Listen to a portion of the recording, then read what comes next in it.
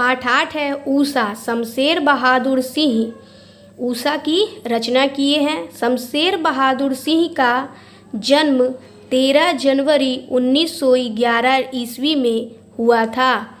इनका निधन 1993 ईस्वी में हुआ था। शमशेर बहादुर सिंह का जन्म स्थान देहरादून उत्तराखंड है। शमशेर बहादुर सिंह की माता का नाम प्रभुदेई और पिता का नाम तारिफ सिंह है। शमशेर बहादुर सिंह 1928 ईस्वी में हाई स्कूल पास किए, 1931 में इंटर, 1933 में बीए, 1938 में एमए किए। शमशेर बहादुर सिंह की कृतियां हैं चुका भी नहीं हूँ मैं 1975 ईस्वी में प्रकाशित हुआ। इतने पास अपने 1980 ईस्वी में, बात बोलेगी 1981 में, काल तुझसे होड़ है मेरी 1982 में। शमशेर बहादुर सिंह की पत्नी का नाम धर्म देवी था। धर्म देवी के साथ शमशेर बहादुर सिंह का विवाह 1929 ईस्वी में हुआ था। शमशेर बहादुर सिंह की पत्नी की मृत्यु 1933 ईस्वी में हुई थी। शमशेर बहादुर सिंह प्रयोगशील कवि हैं। ऊषा। प्रभात नभ था बहुत नीला शंख जैसे, भोर का नभ राख से लिपा हुआ चौका अभी गीला पड़ा है। प्रस्तुत पंक्तियाँ शमशेर बहादुर सिंह द्वारा रचित ऊषा शीर्षक कविता से ली गई है, जिसमें कवि ने प्रातःकालीन दृश्य की चर्चा की है। कवि कहते हैं कि सूर्योदय से पूर्व का आसमान नीले शंख की तरह होता है। सूर्योदय से पूर्व का आसमान नीले शंख की तरह होता है। भोर का आसमान राख से लिपे हुए चौके की तरह होता है जो अभी गीला ही हो।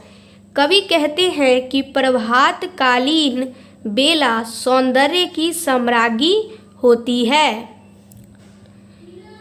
बहुत काली सील जरा से लाल केसर से कि जैसे धुल गई हो, स्लेट पर या लाल खड़िया चाक मल दी हो किसी ने। प्रस्तुत पंक्तियाँ शमशेर बहादुर सिंह द्वारा रचित ऊषा शीर्षक से ली गई है।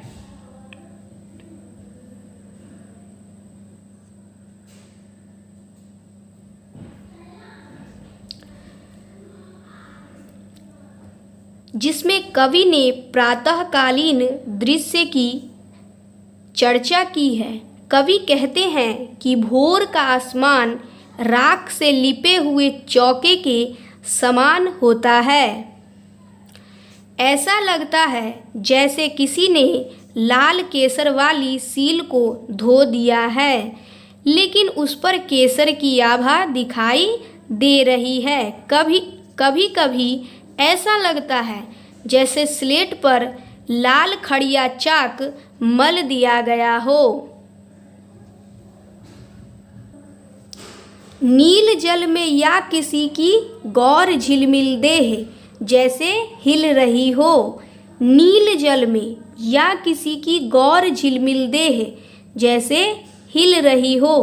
प्रस्तुत पंक्तियाँ शमशेर बहादुर सिंह द्वारा रचित ऊषा शीर्षक कविता से ली गई है, जिसमें कवि ने प्रातःकालीन दृश्य की चर्चा की है। कवि कहते हैं कि नीला आकाश मानो नीले जल की भांति प्रतीत हो रहा है। नीला आकाश मानो नीले जल की भांति प्रतीत हो रहा है एवं सूर्य आकाश में ऐसा प्रतीत होता है जैसे कोई सुंदरी नीले जल से बाहर आ रही हो और उसके गोरे रंग की आभा चारों तरफ फैल रही हो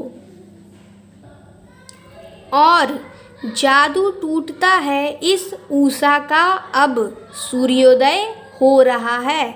प्रस्तुत पंक्तियाँ शमशेर बहादुर सिंह द्वारा रचित कविता उषा से ली गई है, जिसमें कवि ने प्रातःकालीन दृश्य की चर्चा की है।